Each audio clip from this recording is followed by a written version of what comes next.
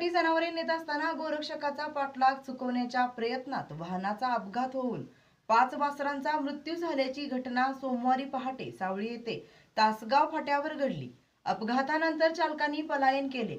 मिरज ग्रामीण पोलीस ठाण्यात तक्रार दाखल करण्यात आली आहे। ही जनावरे सोलापूरला नेण्यात येत असल्याची माहिती मिळाली होती। गोरक्षकाचा पाठलाग चुकवण्याच्या प्रयत्नात असताना बोलोरे पिकअपने समोरून जात असलेला ट्रक यास धडक दिली, यामुळे पिकअप वाहन पलटी झाले।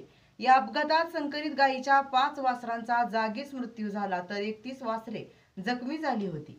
वासरांना पोलिसांनी ताब्यात घेतले आहे। वाहनात 36 वासरांच्या तोंडाला चिकटपट्टी लावून दोरीने दाटी वाटीने वाहनात ठेवण्यात आले होते।